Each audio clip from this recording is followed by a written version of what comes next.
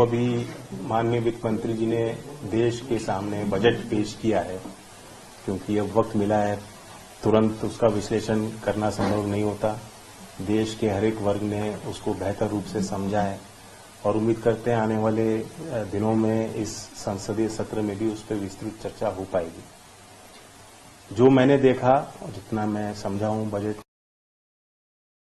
को किया है, एक ऐतिहासिक बजट है और एस्पिरेशन, ग्रोथ और गवर्नेंस का संगम इसे आप कह सकते हैं। एस्पिरेशन इसलिए कि जो नए कॉन्सेप्ट्स हैं, जहां बड़ा प्रभाव यूथ पे पड़ेगा सीधा, वहां विशेष ध्यान दिया गया है।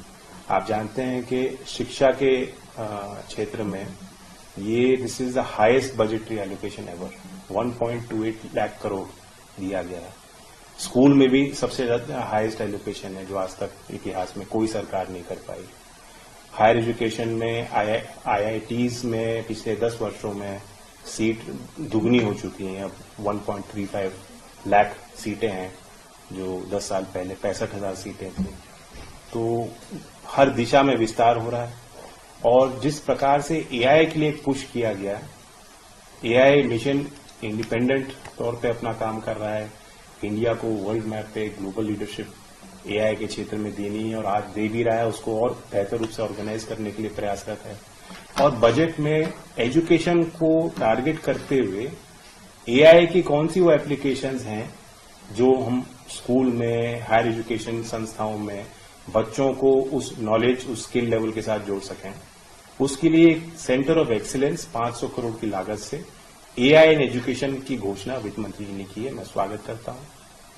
तो एस्पिरेशनल हो गया न्यू टेक्नोलॉजी, और उसमें हर सेक्टर में, चाहे फूड प्रोसेसिंग हो, चाहे लेदर इंडस्ट्री हो, स्टार्टअप और एमएसएमई में आप जानते हैं कि कैपिटल गारंटी स्कीम में जो एलोकेशन है उन्होंने दुगना कर दिया। स्टार्टअप के लिए 10 करोड़ था, 20 करोड़ तक कर दिया।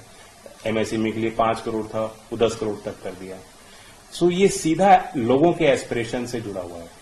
और हमारे देश में एस्पिरेशनल क्लास, जो कुछ लोग उसे मिडिल क्लास कहते हैं, बिकॉज दे आर एस्पायरिंग, उसके ग्रोथ के लिए जो टैक्स कट है वो तो ऐतिहासिक है। इवन डेवलप्ड कंट्रीज के आप देखेंगे जो बजटिंग और टैक्स प्रपोजल होते हैं इतने प्रोग्रेसिव नहीं हो पाते।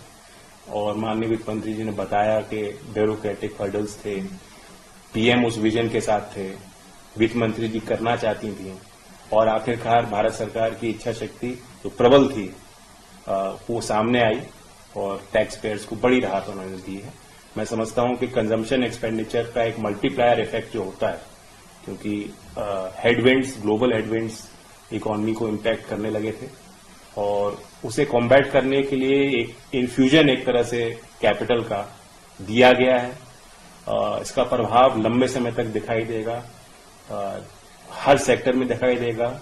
ये वो वर्ग है जो सेविंग्स तो करता ही है, लेकिन साथ साथ सीधा उसका कंजम्पशन में उसका वो पैसा आ जाता है। तो इसलिए मुझे लगता है कि इकोनॉमी के लिए एक बूस्टर डोज दिया गया है टैक्स कट, तो उस लिहाज से एक एस्पिरेशनल है, ग्रोथ ओरिएंटेड है, क्योंकि आपने एक्सपोर्ट इंडस्ट्री को मिशन मोड पे आपने रखा है। एक मिशन है जो मेक इन इंडिया को पूरी तरह से उतारने के लिए मिशन मोड में काम करेगा, सारे मंत्रालयों के साथ कोऑर्डिनेट करेगा।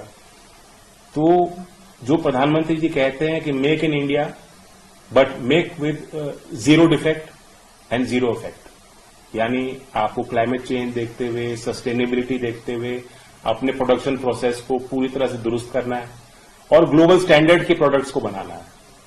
उस विजन को उतारने के लिए इस बजट ने ऐतिहासिक काम किया। ग्रोथ ओरिएंटेड मेरा मानना है, क्योंकि चौधरी चरण सिंह जी किसान की बात हमेशा करते थे और इस बजट में शुरुआत ही खेती और किसानी से हुई है। तो ग्रोथ पे सबसे बड़ा इम्पैक्ट वही होगा कि हम किसानों के लाइवलीहुड को, उनके जीवन के स्तर को कैसे बेहतर बना सकते हैं। जो दलहन की खेती में, क्योंकि आज बड़े पैमाने पे हम आयात करने के लिए मजबूर होते हैं, उसका प्रभाव हमारे फाइनेंसेस पे पड़ता है, एक बड़ा भार भारत सरकार पे, सभी नागरिकों पर पड़ता है। उसे दूर करने के लिए दलहन में उन्होंने मिशन की घोषणा की है और ये भी छूट दी है कि बड़े पैमाने पे जहां जरूरत होगी मार्केट फोर्सेस को दुरुस्त करने के लिए हम प्रोक्योर भी करेंगे। तो सीधा किसानों से खरीद हो दलहन की खेती करने के लिए किसान प्रोत्साहित हों, उनको मार्केट वैल्यू रियलाइजेशन ऐसी मिले कि उनकी लागत पे लाभकारी मूल्य उनको दिखाई दे और वो और पूंजी निवेश कर पाए।